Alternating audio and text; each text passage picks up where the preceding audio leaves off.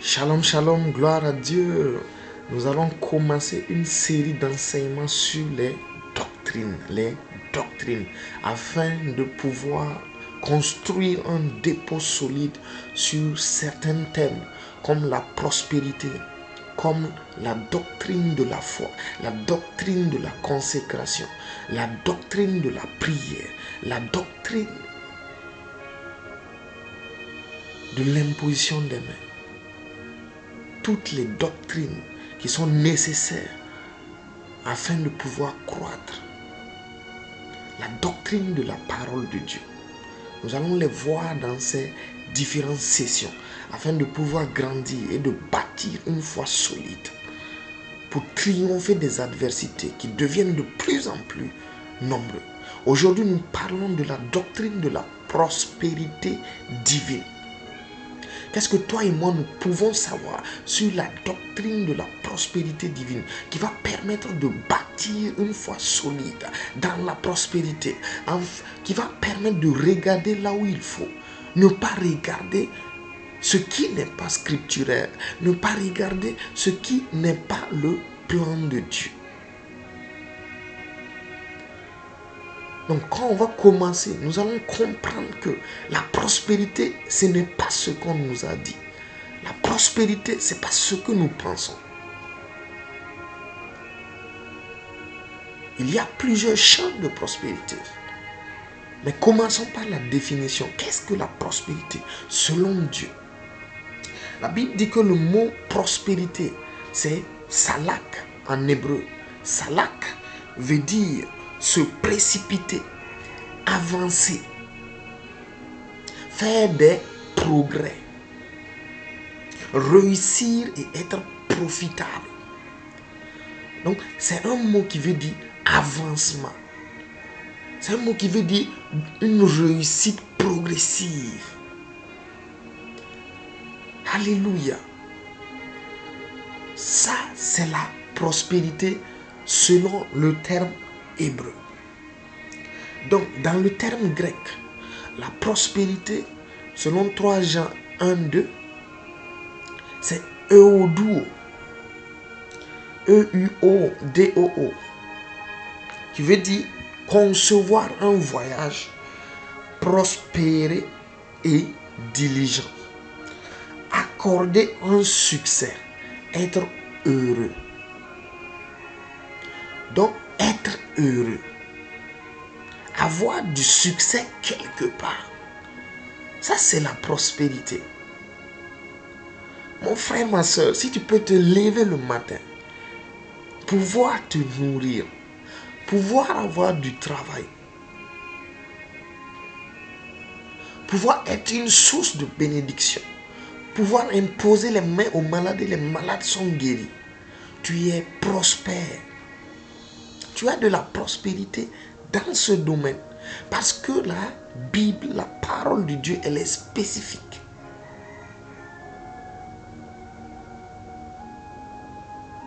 Alléluia. Maintenant, nous allons voir selon les alliances.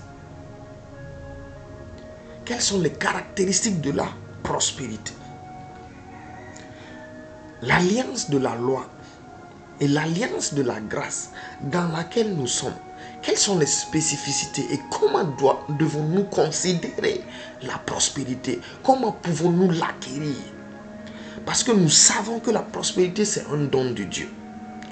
Personne ne peut être prospère si Dieu ne le rend prospère. Il a dit à Abraham, quitte ton pays, ta nation, ta patrie, ta famille, et je ferai de toi une grande nation. Je te bénirai. C'est la bénédiction de l'Éternel qui enrichit et qui n'est suivie d'aucun chagrin. Maintenant, rapidement, dans le livre de 1 Chronique 22, verset 13, qu'est-ce que la Bible dit concernant comment hériter la prospérité dans l'ancienne alliance? Dans l'ancienne alliance, vous pouvez le voir également dans 2 Chroniques 24, verset 20. Mais c'est le même message qui y est dit. Donc, alors tu prospéreras. si tu as soin de mettre en pratique les lois et les ordonnances que l'Éternel a prescrites à Moïse pour Israël, fortifie-toi et prends bon courage. Ne crains point, ne t'effraie point. Donc, leur prospérité était liée à la pratique de la loi. Toute parole qui sort de la bouche de Dieu, celui qui veut se rendre prospère, n'avait qu'à mettre en pratique ces lois qui ont été reçues par Moïse. Ça, c'était la voie par excellence dans l'Ancien Testament pour pouvoir hériter. Donc c'est la pratique régulière des choses. Dans 2 Chroniques toujours 26, verset 5, nous prenons un exemple spécifique. Le roi Osias, qui, sous la coupe du prophète Zacharie, va pratiquer les lois de Dieu. Et Dieu va accomplir sa parole dans sa vie. Donc nous lisons au verset 5, où il est écrit, il s'appliqua, le roi Osias, à rechercher Dieu pendant la vie de Zacharie le prophète, qui avait l'intelligence des visions divines.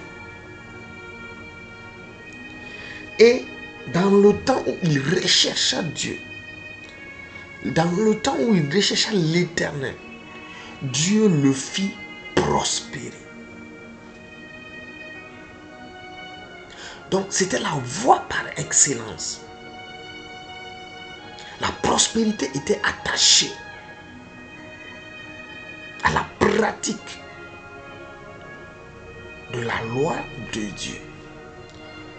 Car la prospérité vient de Dieu. L'avancement, les progrès, aussi bien naturels que spirituels, viennent de Dieu. Le succès, la réussite viennent de Dieu.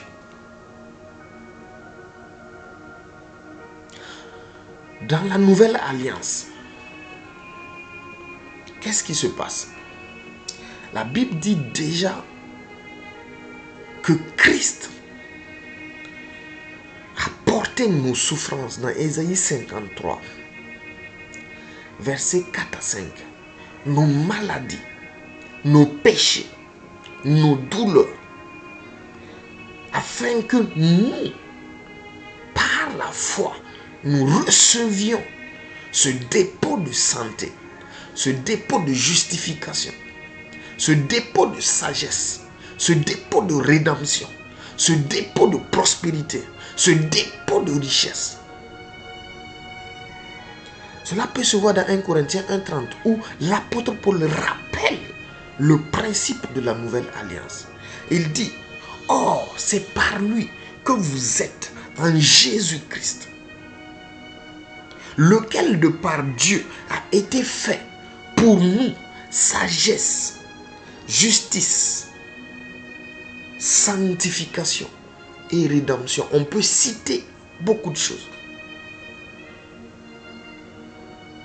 Il a été fait pour nous. C'est-à-dire que Christ a accompli la loi pour toi et moi, qui sommes dans la grâce en Jésus-Christ. Donc, notre prospérité est activée d'une autre manière que la prospérité dans l'ancienne alliance, dans l'alliance de la loi.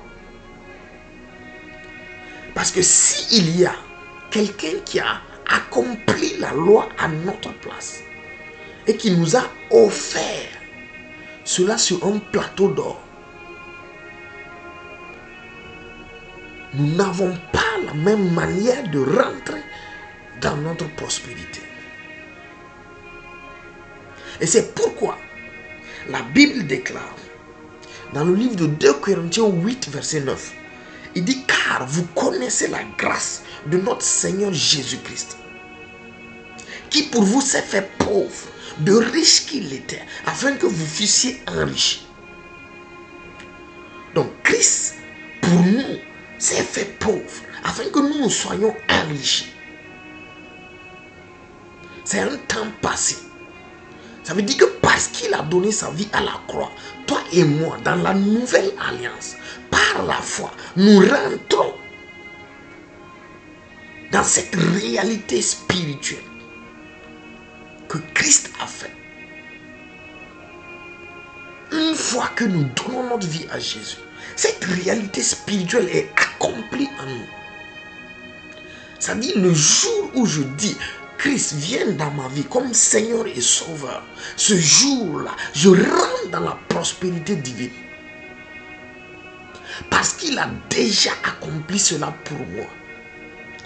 Maintenant, il y a un protocole pour que cette prospérité se manifeste sur le naturel, se manifeste dans notre réalité naturelle, se manifeste ici dans notre vie, sur la terre.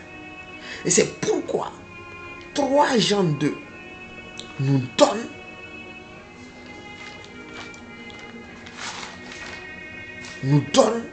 le protocole. Il dit, bien-aimé, je souhaite que tu prospères à tous égards et que tu sois en bonne santé, comme prospère l'état de ton âme. Je souhaite que tu prospères à tous égards et sois en bonne santé, comme prospère l'état de ton âme. Je souhaite que tu prospères à tous égards et sois en bonne santé, comme prospère l'état de ton âme. Donc, l'homme étant une âme vivante, le protocole, c'est de prendre connaissance de ce que Christ a fait. C'est pourquoi l'apôtre Pierre est revenu là-dessus. Il dit, afin que vous croissiez dans la grâce, par la connaissance de notre Seigneur Jésus et de Dieu le Père. Et dans Jean 17, verset 3, il dit, or la vie éternelle, c'est qu'ils te connaissent, toi, le seul vrai Dieu, et Jésus-Christ que tu as envoyé. Donc, à chaque fois que toi et moi, qui sommes dans la grâce, nous prenons connaissance de ce que Jésus a fait pour nous, nous établissons cela dans notre vie. Nous rentrons prophétiquement dans la manifestation naturelle.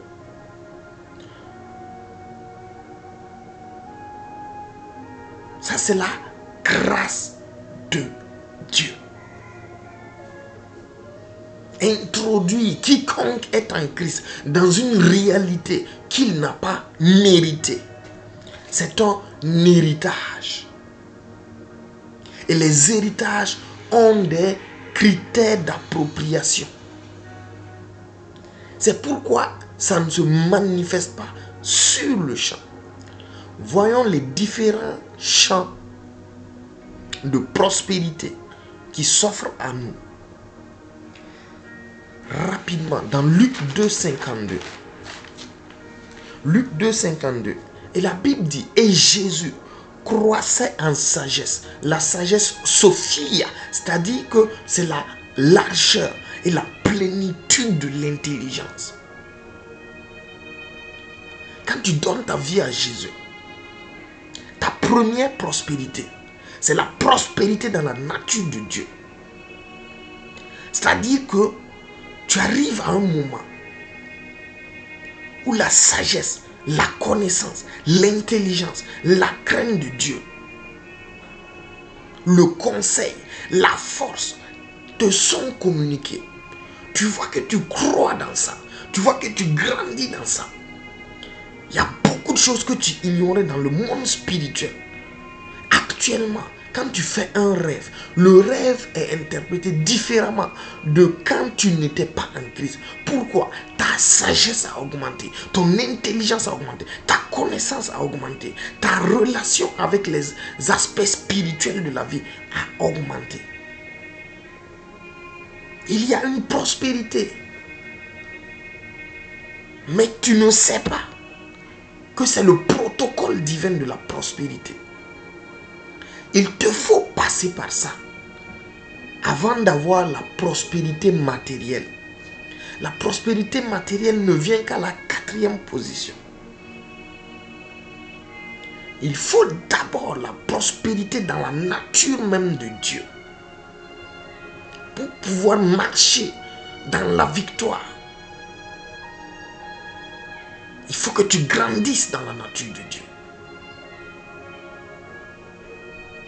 Donc, en continuant, il dit en stature, Elikia, c'est-à-dire en maturité. Donc ça, c'est le caractère.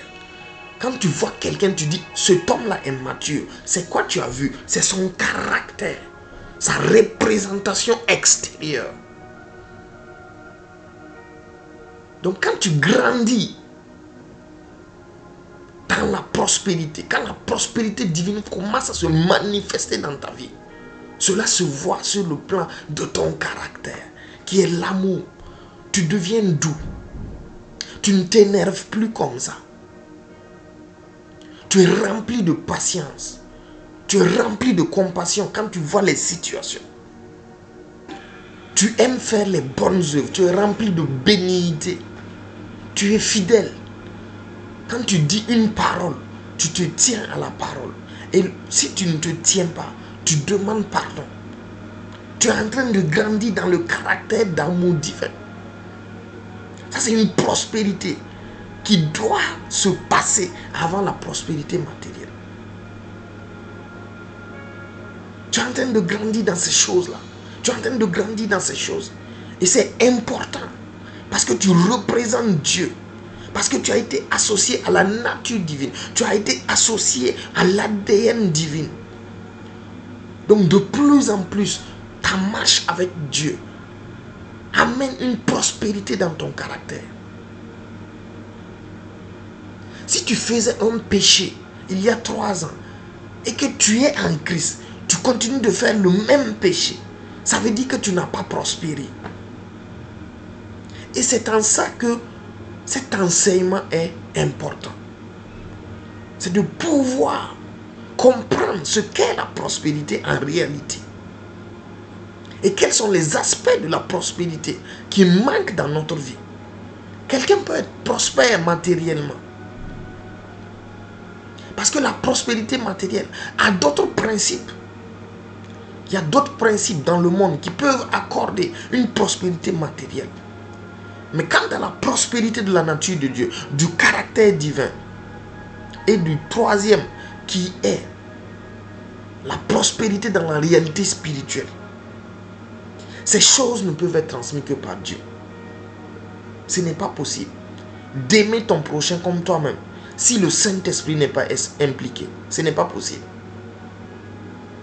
Il est sine qua non indispensable que par Dieu, tu marches dans ta prospérité personnelle, dans ta prospérité individuelle, dans ta prospérité personnelle, avant de pouvoir voir tes matériels, ton travail et tout prospérer. Ça peut se faire simultanément, ça peut même se faire sur le plan matériel avant la prospérité personnelle et spirituelle. Mais il faut savoir que si cela manque dans ta vie, si cela manque dans ma vie, nous devons grandir par le Saint-Esprit. Alléluia. Donc, troisième point, il dit et en grâce. Et le mot grâce, c'est charisme. La grâce, c'est la condition spirituelle de représentation de Dieu par un homme. Ça, c'est la grâce de Dieu. Donc, Dieu, en partageant sa réalité avec tous ceux qui ont cru en Jésus, a tout partagé, même ses fonctions. Donc, lorsque nous représentons Dieu dans une fonction donnée, qu'il devait lui-même faire sur la terre, mais parce qu'il a un corps sur la terre, qui est l'Église, l'Église le fait, c'est la grâce de Dieu. C'est différent de charisme. Et ça, ce sont les dons de Dieu. Donc la grâce de Dieu, c'est ta représentation spirituelle de Dieu sur la terre. Mais dans cette croissance-là, toujours dans cette réalité spirituelle, il y a la croissance dans les dons. Joseph, dans Genèse 39, verset 2, a cru dans les dons. Il avait le don de la parole de connaissance. Et cela l'a rendu prospère matériellement.